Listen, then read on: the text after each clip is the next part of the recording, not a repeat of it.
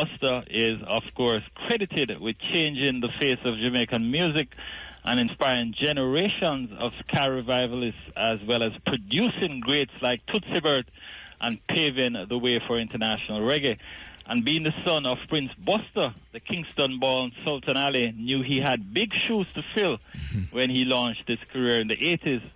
He has made a name for himself writing and recording original songs and performing here in the US, Hong Kong, among other places. And Sultan has appeared on stage with his dad, Prince Buster, at the Serena, Nevada World Music Festival. And with his songs, which you will hear today, you'll hear the music that's been bubbling inside of him since he was a child, busting forth with a full-tip pedal to the metal intensity, all pistols firing. And in his voice, you'll hear passion, urgency, commitment, heart, and hope. The voice of a new generation drawing from roots to create a new sound. And few Jamaicans would dare to cover Marvin Gaye's Pride and Joy, which he delivers in an upbeat, driving style. Beautiful Angel is another original song whose infectious chorus will stay with you long enough to make you want to hear it again and again. The music incorporates ska, rocksteady reggae, with contemporary dancehall rhythm and blues. So there you have it, our very special guest on Mic Check today, Mr. Sultan Ali, son of... He's feeling sad and lonely. Weeping and wishing for the lady of my dreams. So now we journey on out to the West Coast this morning and say good morning to Mr. Sultan Ali. Good morning, sir.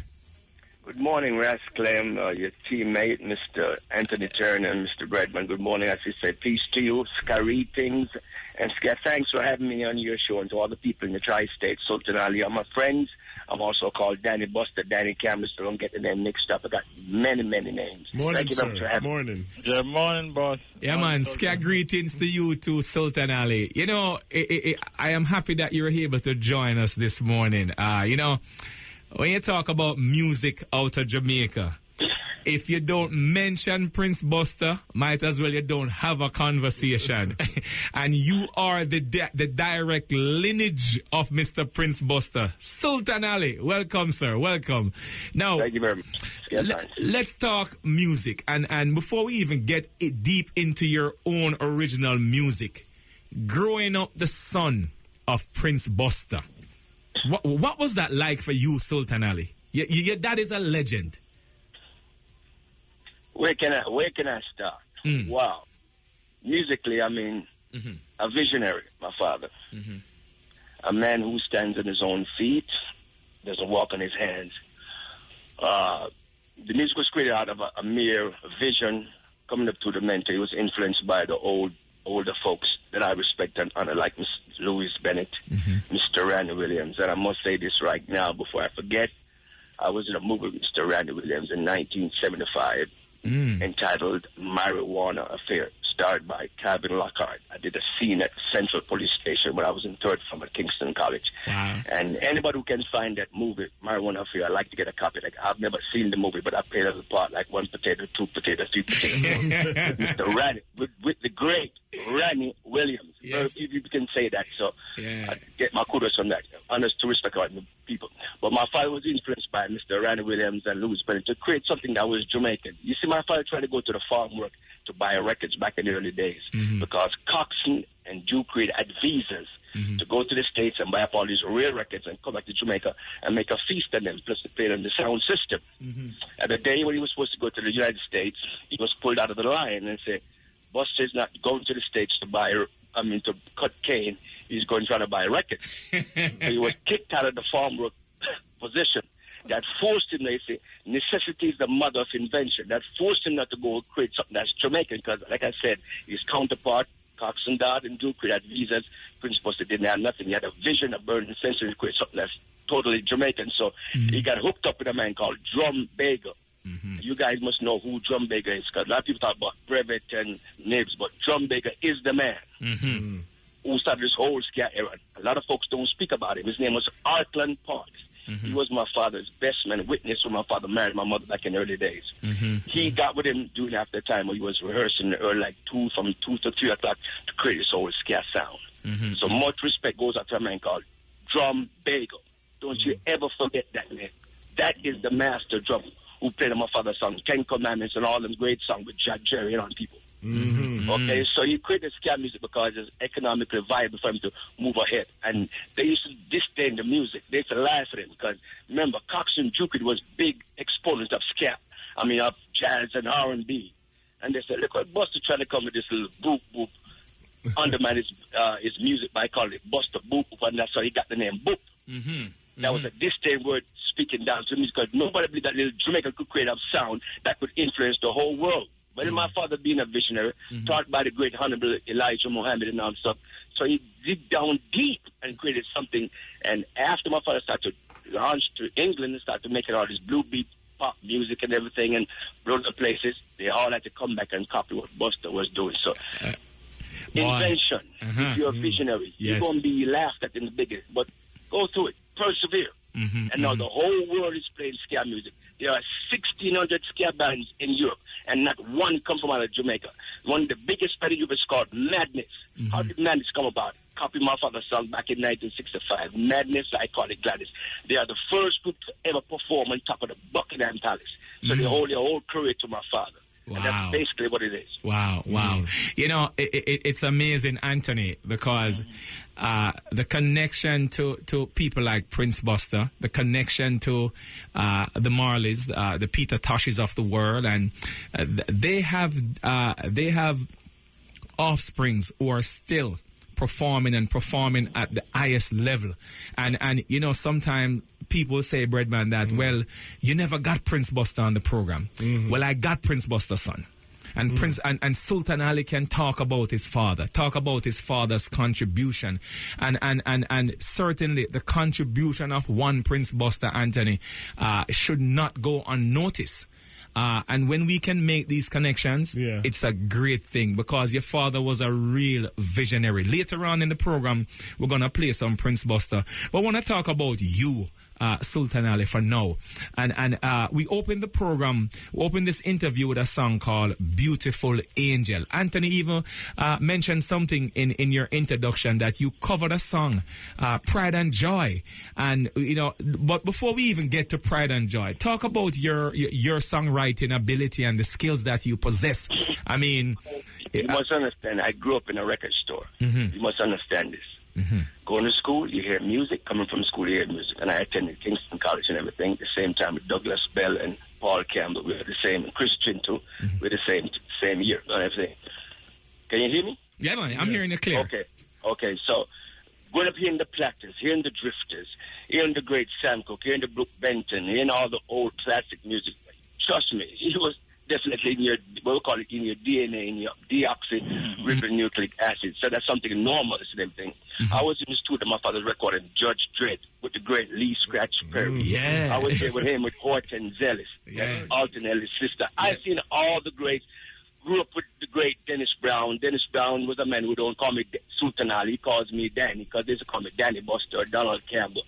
So these people was around me every day. Ronald Alfonso, the great Lester Sterling, just to name a few. Tom Cook, Jackie Mitu, you name them. So the music was always influencing me. My father turned me on to Sam Cooke, turned me on to Jesse Belvin. And to me right now, Sam Cooke is still the father. In my book, Sam Cooke is the man. Marvin Gaye, you name them, Bobby Womack, the guy from the Manhattans, Joel Austin, all of them got their groove from Mr. Sam Cooke. And as far as I'm concerned, he's the man. So those music influenced me. When I came to Los Angeles, Angeles means the angel. I was just thinking about, I was on Malibu Beach thinking about the music and everything and trying to get some kind of spiritual vibe and everything. But I cannot even claim that I wrote that song. Beautiful Angel, it was given to me by a celestial energy. I opened the universe with my mind, seeking something because I'm in Los Angeles now, coming from Miami and everything. And it just came to me. So, to be honest with you, I can't even take credit. Because we don't write nothing. We're just a medium of expression. There's a higher power, there's a higher force in the universe. In the 26,000-year cycle, that's what's really happening. So, to be honest with you, Ratcliffe, and all your listening audience, I can't even take credit for that. There's a higher power that moves me and grooves me. When I'm on the stage, what I do, I don't know what I'm going to do. It just happens. See, because man try to, that's self-aggrandized, say, I do this, but you're just the instrument by which the higher power uses. True. Yes. You know, when you look at Sultan Ali and you look at that magical connection. I mean, the magical connection to the music. You mentioned a whole bunch of legendary artists there, Breadman. I mean, Anthony, some of us will just dream that one day we would be in the company of some of these artists. Well, let me say this. Mm-hmm. I got to say something. I got to say. We still got a record store at 127 Orange Street. Orange Street is the music street. Mm-hmm. Anybody that's in the music business has never walked Orange Street. You're not in the music business. It's like Bourbon Street in Louisiana. Mm-hmm. Okay? Mm-hmm. All the greats. And my grandmother came from London, invested in my father's business and everything. So we couldn't wait for her to just to leave outside the record shop to go upstairs to cook or to get some rest. Mm-hmm. You know what we did? My brothers and I, we jumped and put on James Brown. I couldn't play that James Brown song while she was around because she liked Mario Lanzo, she liked the soft, laid back. So we're young children, so we like the fast, energetic music. And she said James Brown screams too much. And I've been playing and dancing to James Brown all my life, the Godfather. And it so happened that, 15 or more years ago, I was in Los Angeles at my friend's house, walked outside, I saw this black limousine. And I said, Gilla, who's that over there? She says, James Brown. I said, what? A man that I'm in group dancing to popcorn. Papa got a brand new out. So I walked out, I saw him, and I said, wow, trust me. I got a picture in my desktop right now with James Brown that I've never published. Not the best of our pictures, like a Polaroid shot, because I didn't expect him to be there. Right. But all them greats, James Brown, you name it, trust me, I'm from that school. Yeah. Ladies and gentlemen, you're listening to the voice of the one and only Mr. Sultan Ali. He is the son of the legendary Prince Buster. Let's take a listen to Pride and Joy, ladies and gentlemen. Yes, baby.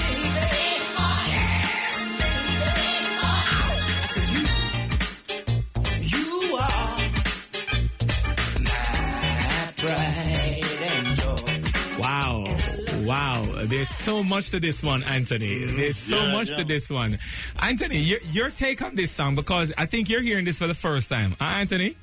No, I've actually heard it before. I did an interview with Sultan a few years ago and did a story on him. Wow. Yeah, man, great music. And I can see he comes from a serious musical background with all the people that he has touched bases with and, interacted with over the years. I'm hearing James Brown. I'm hearing Prince. I'm hearing Stevie Wonder. I'm hearing a lot into this one, Sultan. It's a great song. Well, I must explain. This song, you see, I lived in Los Angeles approximately 38, 40 years. And when I was in college, working at college, going to UCLA, working at Southern College, I used to jam and perform every Sunday with some jazz guys and some blues guys back from Louisiana, but they're in South Central and everything. So I sang the original song every Sunday to the original arrangement that they did Motown back in 1963. And I must say that this was the song that really put some money in Barry Gordy's pocket because it hit the pop chart and it also hit the black chart. It's about circa 1963. So when I sang it there, I said, you know what, I like this song. It's not really... The groove was kind of different, but I changed the chord structure, if you understand it. It sounds a bit jazzy because I opened up the chords like a raised nine, music, a raised nine kind of chord to get it really jazzy, but the soul and everything was right there. So Marvin Gaye influenced me because Marvin Gaye come from the Sam Cooke school, like I said before. And to me, still, Sam Cooke is still the man. So, and I recorded that way and changed the arrangement. And I had Ziggy Marley, keyboard player. Before he was my keyboard player, before he started with Ziggy Marley, Mikey Hyde from Belize came in and did some nice synthesizer work and everything. So the music was always there, but I had to open up the chords from a 7 chord to a 9. So you need some jazzy type feeling. So you're going to hear all kind of musical. Like I said, I'm influenced by all the great music. With Jamaican people, you must say this, we are not limited to music. We are music purists and we love good music. Because I grew up hearing all the American music, but at the same time, we've got our own music. For example, California Working Committee saw my video in Hong Kong, selected me to possibly perform at Pancho Sanchez and Snoop Dogg if I get enough votes for the Labor Day festivals. I don't know these people. What they saw was my video in Hong Kong, me performing Beautiful Angel, and they wrote to me one morning. Okay? So when you do music, you got to always think globally. Not just a little pigeonhole little box, because we can do the analytics normal is one chord, but we can do that. 2 chord, we can do that. But we got to think on a wider scale at the same time. Don't forget from whence you came. So when you say you hear Prince and Mike or whatever you hear, it's just like the music I grew up listening to all my life came out like that. Nothing pre-planned, just go in the studio, and then, like I said, the spiritual vibe movie. Because, like I said, we don't do no, we're just instruments. You know, Sultan, growing up in Jamaica and listening to radio in Jamaica, I think many of us would say that we listen to a lot of what we'll call then, Breadman, foreign songs. And you know, our Jamaicans listen to a lot of music. Yeah. A lot of different artists. Yeah. I mentioned a group to Anthony yesterday, R.I.P. Speedwagon. And somebody would say to me, who's that? What is that? But I tell you, if you Google a group like R.I.P. Speedwagon or even a Brian Adams out of Canada, and you listen to the group Foreigner, you listen to these groups, look at the phone lines, you listen to these groups and listen to these people, and you realize that they're just some classical, great music out there. And I think I once spoke to the gentleman from the OJs, what's his name? Eddie Levert. And Eddie tell me that, boy, when I go to Jamaica, I'm scared, you know, because Jamaicans know too much music, you know. And he said Jamaica is a very tough place to play. But if you look at how we in Jamaica receive foreign acts in Jamaica, it will just show you how versatile. Some of the days when Chuck Jackson came to Jamaica, all of them is hang out with my dad. You name it. Bo Diddley. And I'm telling you, man, I'm going to drop one more track. It's called Danny.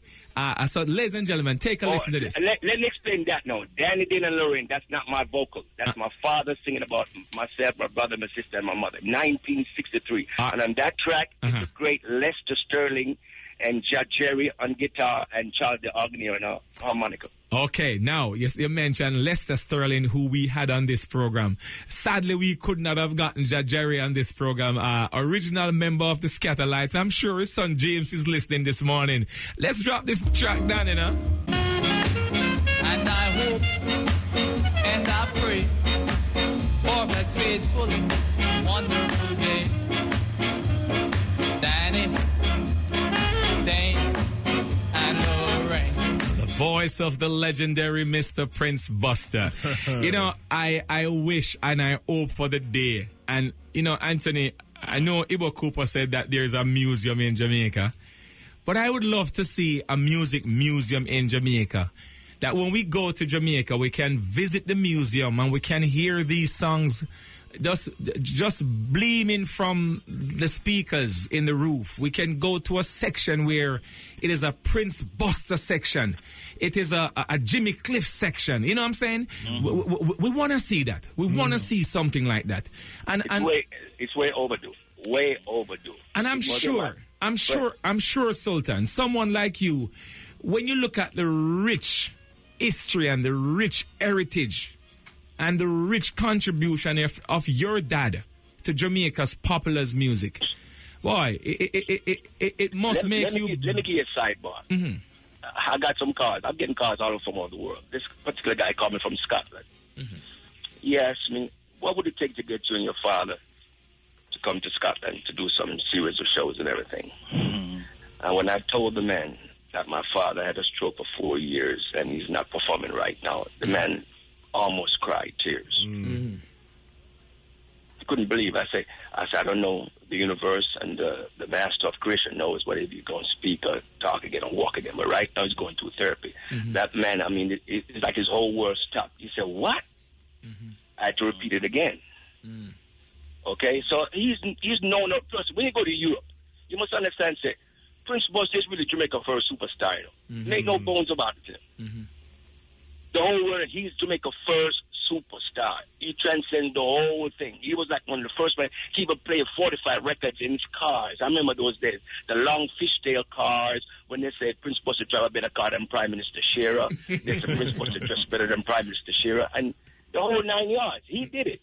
So it's not because he's just my father, because I have seen this man literally stand firm against the system, doing the same thing what Muhammad Ali did I mean, going against the Vietnam War. My father did the same thing for the Islamic books in Jamaica under the administration of Prime Minister Shearer. So it's just more than music. It's politics, it's economics, it's a social upliftment coming from the downtrodden people in Western Kingston and making something out of themselves and came from nothing to inspire people, even in the jukebox business. The jukebox business, my job was to go in and play the jukebox all around the country. Up there in Lawrence, Tavern, Elliston Flat, you name it, Hermitage, you name it. We had hundreds and hundreds of jukebox. And before my father integrated that, that was dominated by Chinese and other people. Black folks didn't venture in those kind of business ventures because they was ostracized. When they saw Buster, they said, oh, we can do it because Buster's doing it. He set the trend, undoubtedly. Nobody can deny that. You know, Anthony, go ahead. Yeah, Sultan, boy, I tell you, Jamaica musical history is so rich. What I'd love to know, because I know you've been around it and you've traveled the globe, why is it that we don't see more Jamaican bands or Jamaicans involved with ska music? Why do you think this Good question. Great, wonderful question. You see, some people see, raised up and see what's happening. Like I said, a lot of people got into music when Brother Bob became famous, and I always said the music was here before Brother Bob. And some people just jump and join the bandwagon without doing a thing called, we call it due diligence or doing their homework. And I suggest to everyone, do your homework. The people in Europe, they know the history so thoroughly, it scares you. Our people are like, so lovers are like Johnny Come Lately, hustlers, you know, schemers and everything. So they're not taking time to do their homework. Like I said previously, there are 16 or probably 2,000 bands in Europe, ska bands, and not one come out of Jamaica. It's because they don't know what they have. Our music called ska can stand up against any music. Let me give you a case study. I was at the House of Blues years ago watching the Scatterlights, okay? Not Judge Jerry, Devon James and Breadman and Lloyd Nibs. Lester was absent that day. And I was sitting on the left side of the bar, and I felt someone just keep hitting me, continuing my back, just acting a fool and hit me. And I turned around just to say, hey, take it easy. And when I turned around, you know who was behind me acting like a groupie? Ooh. Paul Schaefer. You're kidding me. You know who's Paul Schaefer? He's the band director for the David Letterman show. Yeah. Okay? Look at Breadman. Look at Breadman. And I said, wow. Yeah. This guy is on TV every day, one of the biggest TV show in America. And he's just going, ska music, trust me, man. If you stand still to ska music, you're a DEAD with 6 exclamation sign beside it. Our music is so rich, but a lot of us don't know because we're just contemporary. And like I said, man like you, Rascal, your job is just to bring the music to a younger generation. Like when you go to school, you got maths, you got physics, you got geography, you got a plethora of different subject matters. And if we just pitching all our music just to suit as small demographics, years to come, there will be a generational void. And a lot of our children go and say, listen, I don't know about it because I was never exposed. As a promoter, your job is to bring the whole kit and caboodle of our music because our music is unlimited. There are only 2 major musicians in the world right now. American music and Jamaican music. You know, Sultan. So our job is to bring the whole Sultan, music I want you to repeat what my job is because I keep telling Anthony and them, you know, that is our responsibility. It is no one else's responsibility. And you hear what you just said a while ago, Sultan? You said in years to come, Anthony, there will be a void. There will be a void. That's why the youngsters not playing ska because they don't know the root. They think reggae is not the root. And let me add right now, I don't never want to hear nobody put rock steady, ska, and blah blah. No, we're gonna say it in its proper order. Like you got a grandparents, parents, and then you come in the 3rd generation. We're gonna put it in its proper perspective.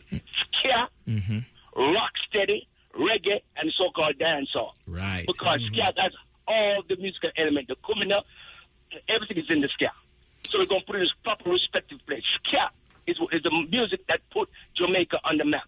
Not rocksteady, not reggae. We're going to start giving respect to all the people who laid their life on the line. A man like Lester Sterling, who played on all them great hits of my father, and right now he's going through some serious hard times and tough times, okay? So we're going to put in its proper perspective. Ska is the music that rocksteady, then reggae, they got dancehall. And again, I repeat, your job, Rastem, and I challenge any promoter around the world, especially from the Jamaican diaspora. Your job is bigger than what you think it is because you got youngsters coming behind you, and your job is to open up the door. So when they get older, walking on your shoulder, there won't be a generational void. That's the problem. We're not connecting to the younger generation. Your job is to connect. It's called continuity. You know, Anthony, it comes right back now to that same question that was posed on School Challenge quiz in Jamaica. When the youngsters in Jamaica don't even know where reggae music started. You know, it is our responsibility to be the teachers, Anthony. And I don't care what no one wants to say that, boy, you guys play too much old music and you don't play this. I say to people, you know, I am not in this I'm not in this for the hype of it, you know. I am in this because I am learning along with everyone else out there, Breadman. And every week we do an interview such as this one we're doing this morning. And I'm happy that you put it in its proper perspective of where the music comes from, you know, where it started. We got 2 minutes before we go up to the top of the hour. But you know something, as a child, I remember I really gravitated towards ska music when I used to hear my father playing it because, like Prince Buster, he was one of them that had this little comedic element to the music, and it just made you gravitate to it. It made you want to listen. It's like a story. I listen to it. Yes. You want to hear why Judge Dredd I gave everybody 400 years? Okay. If we don't educate our people, you know, then when the history of ska will be rewritten. Yeah. And Jamaica will be rewritten out of it, you know. Definitely. Stay where you are. Sultan. To write is to rewrite. I just want to send a special shout out to all my friends in New York. I mean, Sharon, Brother Castro, you name it, and Spices, Jeff Backus and everything, Marcia Deans, all my friends and families who knows me as in Western Houston, Danny Campbell, Danny Buster, is the same person. Don't get it mixed up. Sultan Ali is my correct name and everything.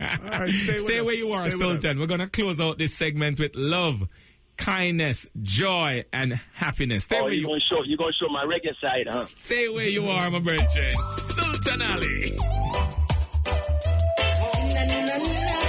The son of Prince Buster.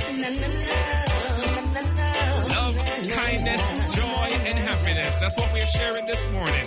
Right here on Mic Check. New York's Caribbean Voice. 93.5. WVIP.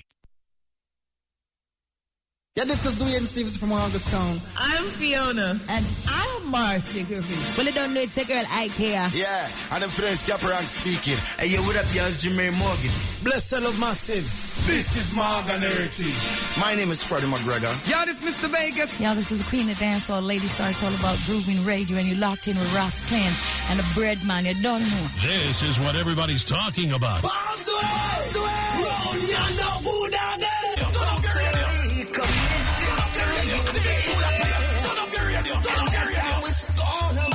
No ifs, no buts, no maybe. Keep loving me non-stop. That's how we reach to the top. So let me say welcome back, New York. Welcome back, New Jersey. And welcome to the folks up in the state of Connecticut. And as a matter of fact, wherever you are in the world this morning listening to Groovin Radio, I must welcome you with open arms this morning. You know, Breadman, when I listen to this song, when we first started Groovin Radio, they said we never have anything good for share with the community, you know. Sister Thelma just called to say, no, you guys just don't play music. You educate the community. And you know, Breadman, it is that piece of it that really drives me. When I can come here on a Saturday morning and a Sunday evening and I can share wisdom. Yes. I can share wisdom with the people. And I do hope that I'm connecting to the younger folks, Breadman. Yeah. Because it is important that we keep the young folks in the loop. Our special guest this morning is the one and only Mr. Sultan Ali. And Sultan, you talk about exposing your reggae side. Why the reggae side sound dangerous, Sultan? Well, like I said, when you're in ska era, you can go, listen, you can go to walk to Rocksteady restaurant. You can walk to the reggae restaurant or the dance hall. I promote ska because we can understand the root. Once we keep the root alive, then we got branches and limbs and everything. Once root is dead, everything is dead. Your job is to maintain the root. And ska is the root. And once you got the root, you can walk any different genre you want to go to and come right back home. It's simple. Yeah, you know, it's amazing. Breadman, let's take one phone call before we even get into the Prince Buster piece of it now. Because I want to keep the folks connected to Prince Buster this morning. You know? Because, again, we have his bloodline, his direct bloodline on with us this morning. Caller, good morning. Good morning, Ross. The show is off the hook. People have been calling me, texting me. And then you have my beloved brother, Sultan Ali. Good morning, brother Sultan. This is your brother, Jerry's son, Jerome. Oh, wow, my KC family. What happened for this family? See them KC people, I say, man. Sure. And brother Sultan, you did one great thing. You did a lot of great things in the interview, but one great thing you did was to acknowledge Jumbago. A lot of people don't know that the first song Bob Marley ever recorded. I'm coming to set the listen. My job, our job is to set this record straight. Our father did it. My father started out in the 50s. When your father and did his first song, Little Honey, in 1959, was Jumbago and my father. So these are the fundamentals, the foundation. My father loved your father. Never stopped talking about Jerry and Lester. And also, people don't know was a household that South Carolina was produced by your father. Bring the Rasta. First time a Rasta sound ever Carolina, commercial music brought composite down from the hill. Yeah, it was that song. True. James? Yes, sir. This history is so rich. One show can't do it. Trust me. I know. I mean, the sour thing about what my father did. You know, Sultan, let me say this. If you only knew how many programs we did that end up like this, that we have to do the multiple shows. Man. And you know, Sultan, I am happy that you were the one who mentioned the mere fact that your father suffered a stroke. Because when I started, this whole thing didn't just started to say, do an interview with Sultan Ali last week or last month. This has been a while. And I remember one person who said to me, I think it was Marcia Dean, who said to me that, Prince Buster suffered a stroke. And I said, how is he doing? And she says, well, he's coping. And that's why when people ask, how is it you don't have a Prince Buster? Well, there you go, ladies and gentlemen.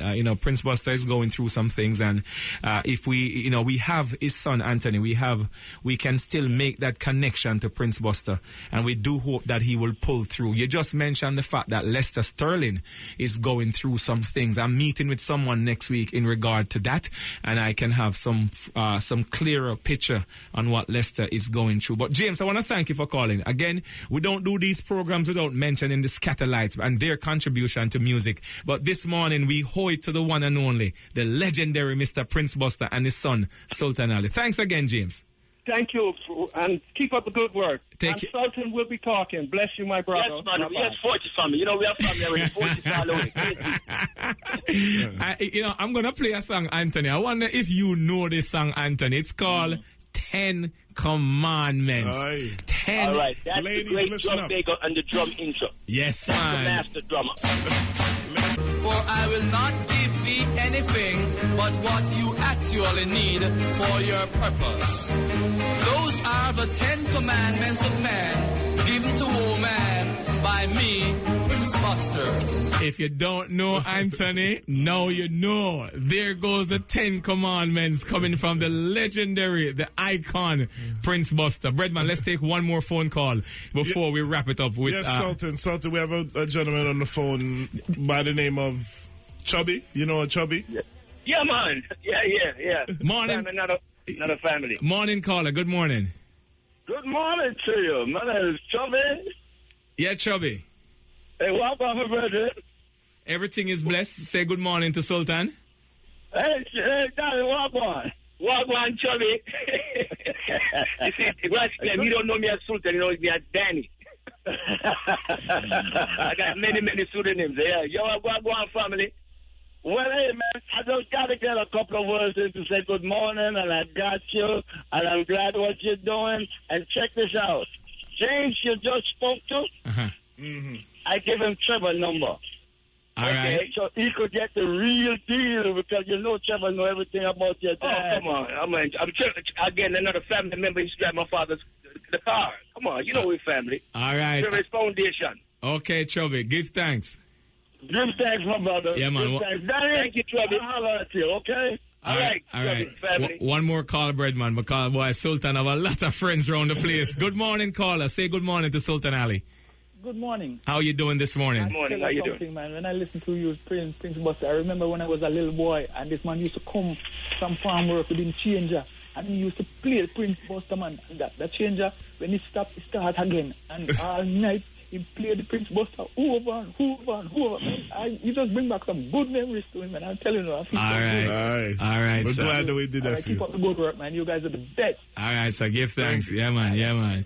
You know, Sultan, you see, when we do things like these, we kind of provoke the minds of people, you know, and it is meant to do that. Prick the minds. Yes, man. Thought-provoking programs, thought-provoking conversations, because we must know the history of where we're coming from. We must know the history of our beloved music, and I tell you, our music, Jamaica's popular music, is a real powerful thing, Sultan. Definitely. Now, you know, and you know, again, we mentioned your dad, and we do hope and we pray for your dad, because again, you know, that is why everything must be documented properly, and everything must be put in its right perspective, Anthony, because we want to make sure that, as Sultan laid out there in the foundation of the music from the ska days and the rocksteady era and the reggae era, that people know really and truly where this all came from. Yeah. And one of the most important things I really think of being a young man, listening to music like this, is what I'm proud about with Jamaican music is that there's a lot of individuals like your father that wasn't afraid to go out on a limb, not afraid to go down that path that's less traveled, and show that, you know what, this is another form of music that we're not afraid to show you. This is another form. This is coming from me. That's why he was called a visionary. Yes. And that's why in the beginning they laugh at my father. You must understand. They laugh at him. They think he wasn't going nowhere. But after they start buying up the buildings, got the big nice cars, and got fame in England, going back and forth, they start saying, wow. What's doing something good? Let's go copy the scare. And they kidnap, well, I don't mean literally kidnap Jerry to get that chord. You know what I'm saying? This thing is very, very deep, but a lot of people don't know the true history. Yeah. First, they disdain the music, call it Buster Boop Boop Beat, and the people are full of Buster Boop Boop Beat. But I must say this, that Boop Boop scare music, that was the catalyst that sparked our independence in 1962, because the music preceded our so-called independence. Yes. I want to play this song from Prince Buster. It's called My Girl. My Girl. Just got to now look at them. Wow.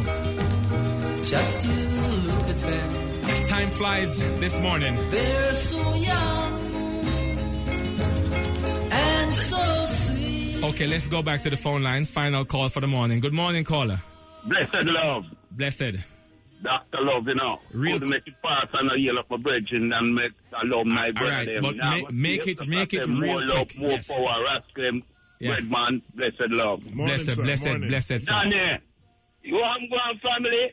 Everything's blessed. We went to elementary school in Western Kingston together. Don't to know that. Sultan, don't start him up, because if you start him up, him don't stop. Anybody call me Danny, that somebody goes way back. Like Dennis from way back in the day. Danny Campbell. All right. Yes. Pick up Dr. Love. Yeah, man. Yeah, man. You know, Sultan, I enjoy this. I am enjoying this, and I am happy that your father, the role that your father play in music, the foundation of this music. It is really why our music is built on such a solid foundation, and it's because of people like your dad's contribution. Definitely. Anthony, in wrapping up this morning, your thoughts? Yeah, man, it was an eye-opener, and I'm sure a lot of people out there, I mean, we got a lot of calls, but I'm sure there are hundreds of others who would have want to contribute. But one of the things I had wanted to explore was the whole relationship between Prince Buster and Mr. Morgan, you know. Wow. You know, you could... Anthony, why did you go there? Yeah, at the end of the program. You know, you can touch on it for a few minutes, you know.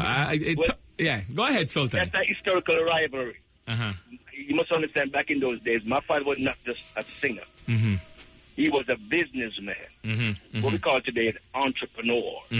Back in those early days. As a young kid, starting up boy, about 16 years old. Coxon was his senior. Druki was his senior. I mean, so he had a vision. Because he was producing Derek at that time, you know. My father was producing all the early stuff like In My Heart and them songs. But at that time, they were paying like £10 a side Okay? So this man called Beverly's now, because that's where I used to eat my lunch, because I went to school right there in Princess Street, not too far from my father's record office and everything. And are you from Western Kingston, Rascal? Yes, man.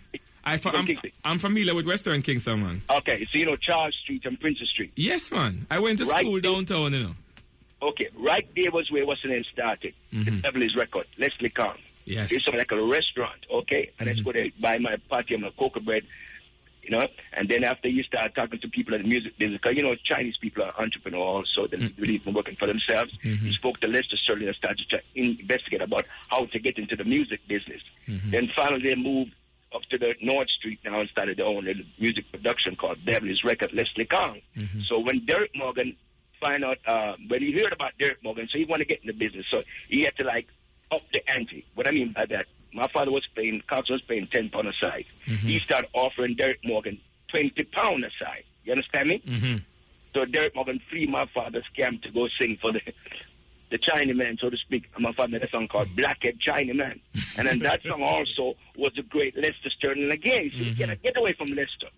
All them great solos is Lester Sterling is playing on his alto. So that's where the rivalry started. And lo and behold, 2 years ago, I was invited to Florida to perform on the tribute to Derek Morgan. And then this show was Derek Morgan, Stranger Cole, Eric Montemorris, Terrible Skeeble Drummond, and Peter Austin of the Clarendonians. And even your local Keelan Beckford was on the show. And boy, did they get a show. And I was a rival performing as my father, going up against Derek Morgan. Me and Derek Morgan closed the show, and the show went crazy. You know, just to put it in perspective, it's like the Mean Bounty rivalry that people don't know about. That is why I would love to explore it a lot. Okay. All right. So here's what we're gonna do. Because Anthony seems to do this all the time. To, bring up these things at the end of the conversation. So let's continue this conversation. If you're not on the road, you let me know, Sultan, if you'd be available again to wrap this up next week, Saturday morning, same time, same place, because the history is too rich of Prince Buster to leave it this way. So next week, Saturday morning, we will conduct part 2 of our interview with the legendary son of Prince Buster. And get some of those songs, Rascliffe, that you can play the song them on the rivalry and the response and him can explain them. Rascal, you must understand, it's not just music, To see what my father did in the 60s, to stand against an administration who came to our house and confiscate our Islamic books and stand against him and won him in the case up there in Hartford Tree and everything with Frank Fitz. It's the same thing. I mean, it's just more than music. The strength, the chutzpah, the guts, and stand up for what you believe in. And that's where I got it from, because I stand up for the things I believe in. Definitely. My father was never a person that bow, no. Yes, or you only bow to God. Yes, man. Okay? Ladies and gentlemen. More than music. Yes. If they should write a book about... my father was born 145 and a half, Orange Street, okay? If they should write a book about someone who came from Western Kingston, from nothing, and rise to that stuff, he'll have to be the man, undoubtedly. Definitely. Nobody can dispute that. Yes, man. Ladies and gentlemen, we are at that time. We're at the end of our presentation this morning, Groovin Radio. Breadman, make myself your lively, is not a dead man.